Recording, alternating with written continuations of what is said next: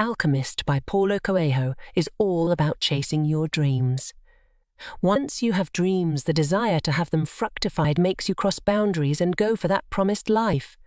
Read the story of a shepherd and relate it to your dreams and know how to make those beautiful dreams come true. Dreams can drive people. They have energy in them. Once you have a deep desire to fulfill your dream, the paths appear for you to travel onto them. I am sure you will also have dreams you want to fulfill soon. So here is the story that will enable you to the path headed directly towards your dreams. Today, we will discuss a fantastic book called The Alchemist by Paulo Coelho. Santiago, the shepherd, arrived at an abandoned church with his herd, seeking shelter for the night. Using his jacket as a makeshift broom, he swept the dusty floor before settling down. Resting his head on the book he had just finished reading, he pondered on the idea of choosing thicker books in the future to serve as more comfortable pillows. That night, Santiago experienced the same recurring dream he had a week ago. But, just like before, he woke up before its conclusion. Although his parents had hoped he would become a priest, his lifelong yearning was to explore the world. Hence, he had become a shepherd. During their walks, he would often converse with his sheep, sharing his observations about the villages they passed. However, in recent days, his conversations with the sheep revolved around one particular topic. The girl. She was the daughter of a merchant who resided in the village they would reach in 4 days.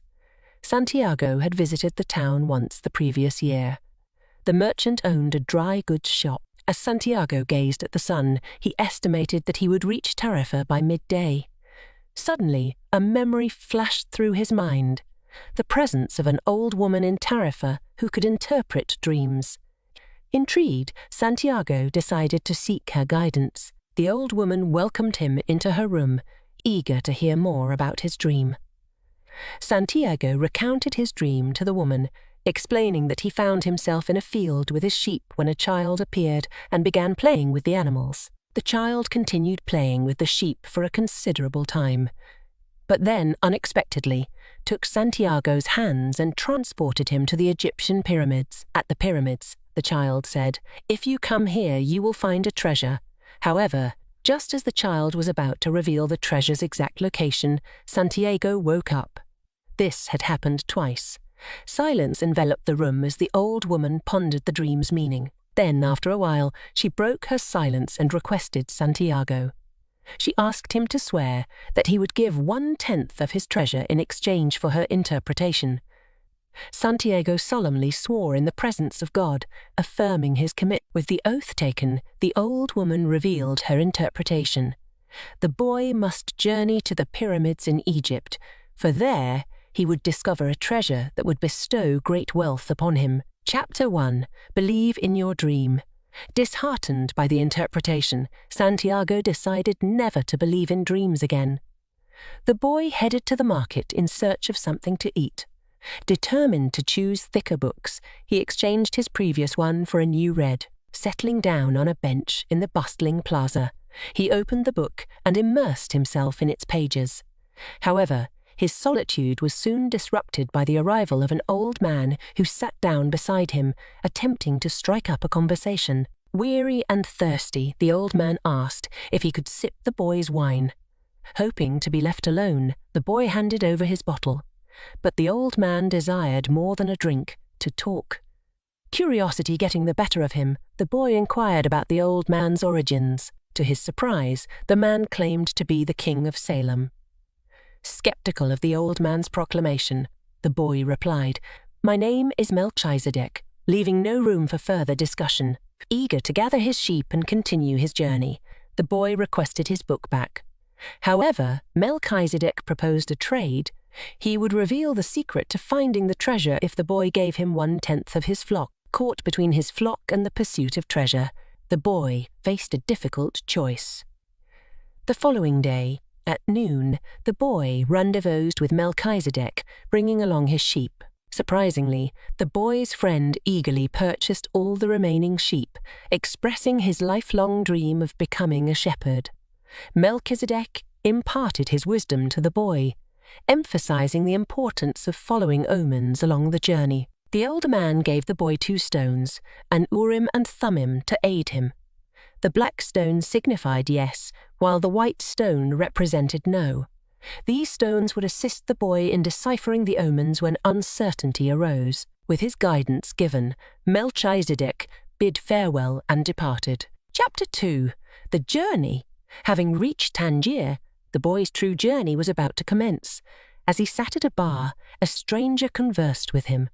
The boy shared his desire to reach the pyramids, asking if the stranger could serve as his guide, for which he would provide payment. The stranger revealed that crossing the entire Sahara Desert was necessary to reach their destination, and inquired about the boy's financial readiness.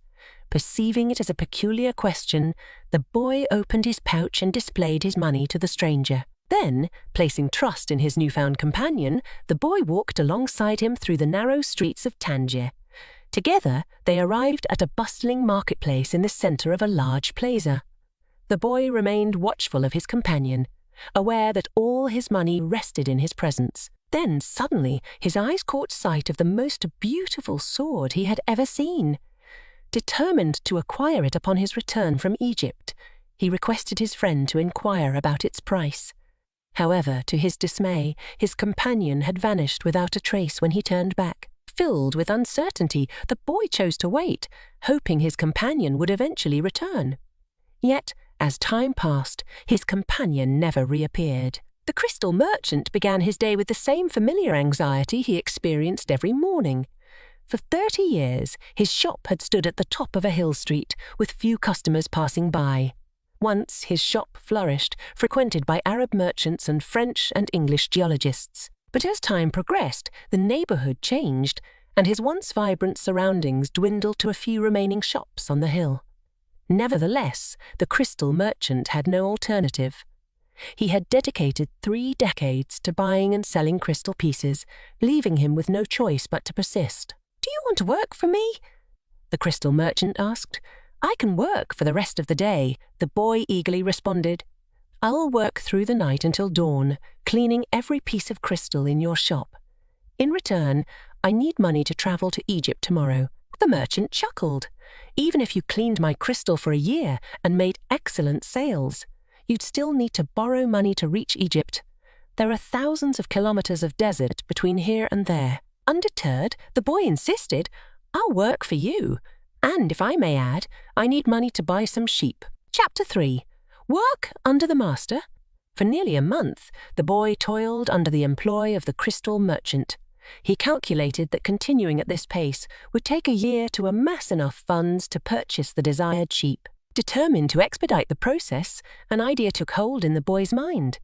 "I would like to build a display case for the crystals," he proposed to the merchant. The merchant, who had never considered such an addition before, responded, "Why not?" Over the next 2 months, the new display case attracted numerous customers to the crystal shop. With this development, the boy estimated that 6 more months of work would enable him to return to Spain with enough money to buy 60 sheep. One afternoon, while observing a man complaining at the top of the hill about the lack of refreshment options after such a climb, a brilliant idea struck the boy. "Let's sell tea to the people who climb the hill," he suggested to the merchant. The merchant initially expressed doubt, citing the presence of numerous tea vendors in the vicinity. However, the boy persisted, "But we could serve the tea in crystal glasses. People will enjoy the tea and want to buy the glasses." Intrigued by the proposal, the merchant agreed to give it a shot. The idea proved successful, attracting a steady stream of visitors eager to experience this unique offering, which breathed new life into their trade.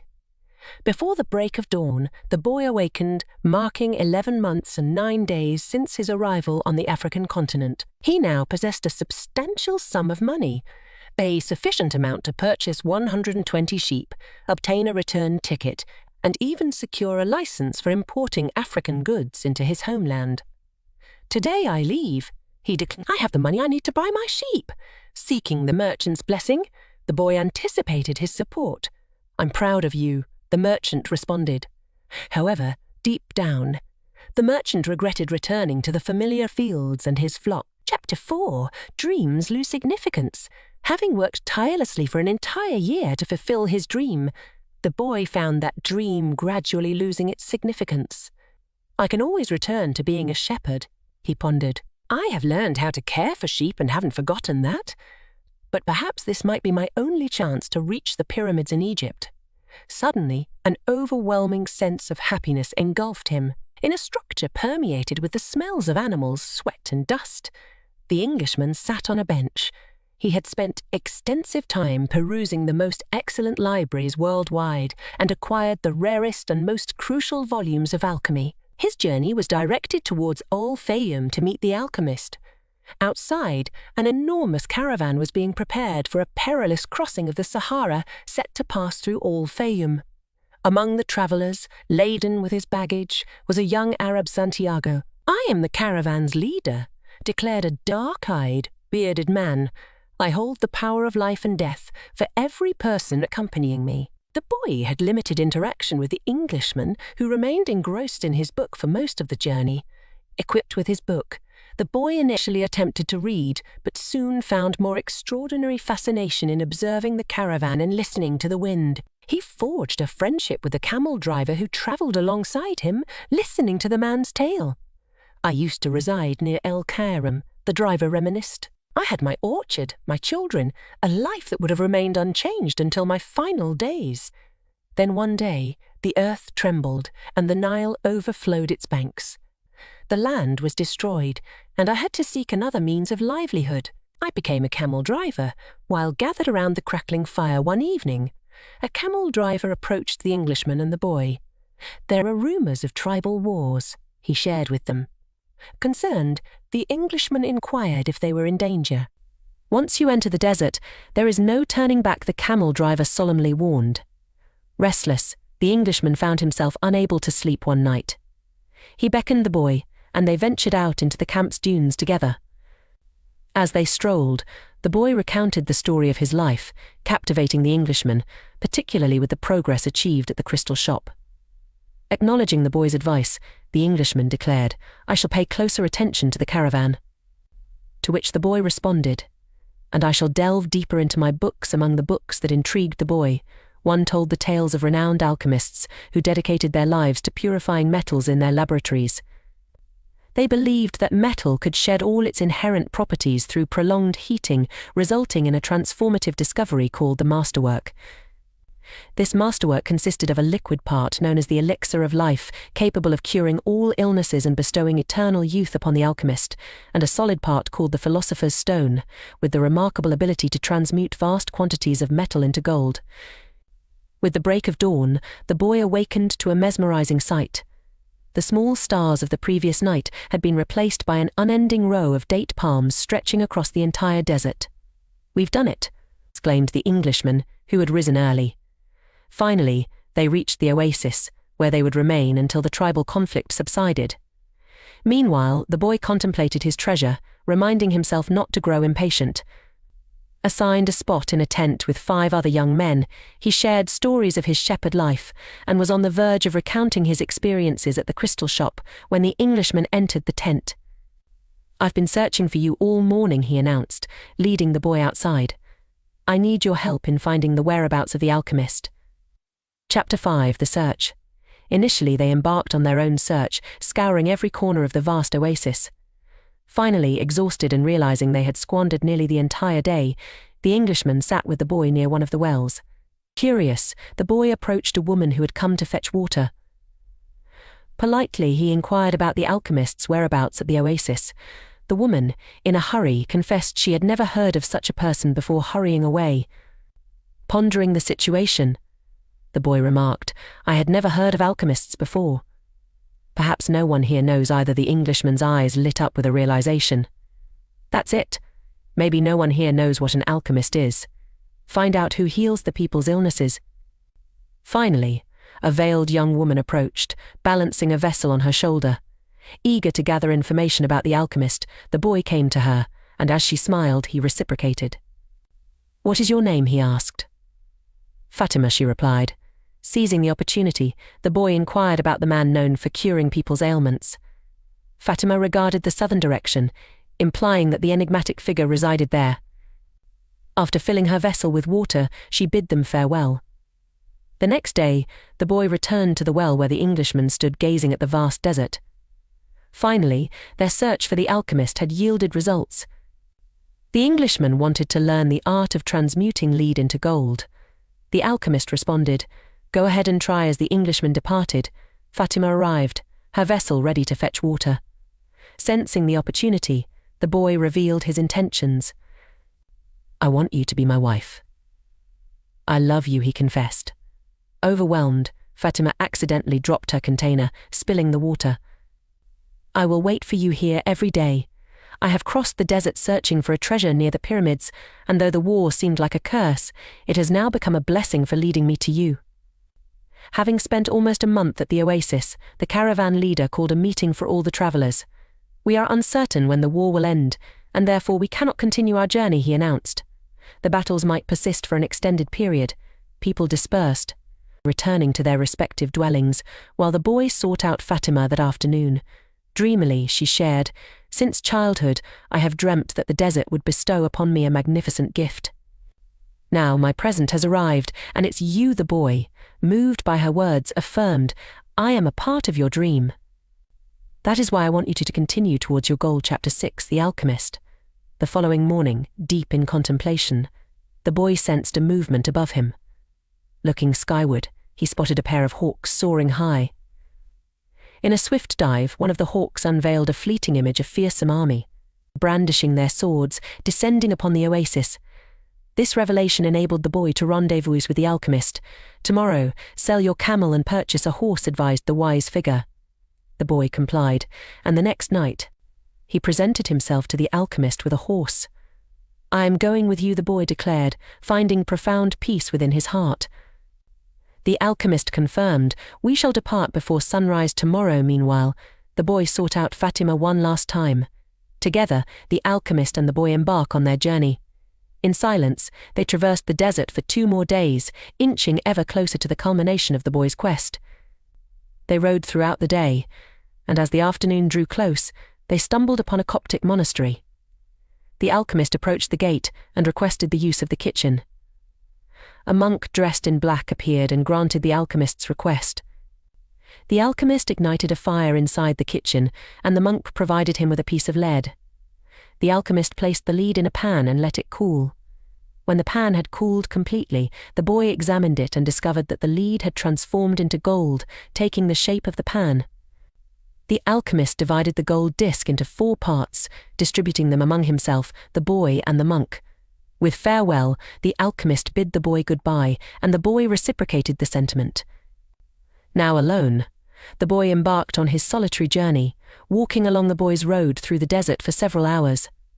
He listened intently to the wisdom that was difficult to put into words. Finally, after a while, he reached the pyramid, the culmination of his quest. Throughout the night, the boy remained at the chosen spot, eagerly anticipating the discovery of the treasure. However, as dawn broke, the boy was confronted by several figures approaching him. Curious about his presence, they demanded to know what he was doing there. Though the boy remained silent, one of the figures mentioned the need for money and speculated that the boy possessed more hidden gold.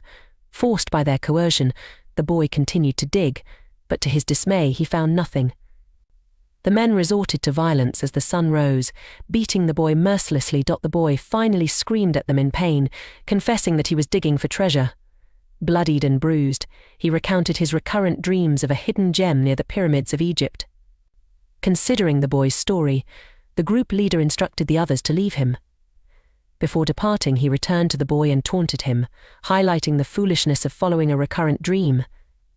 The leader revealed his experience of dreaming about a treasure in Spain near a ruined church where shepherds and their sheep slept. Yet, he dismissed the dream as mere fantasy, refusing to cross the desert in pursuit of it. The men vanished, leaving the boy standing amidst the vast desert.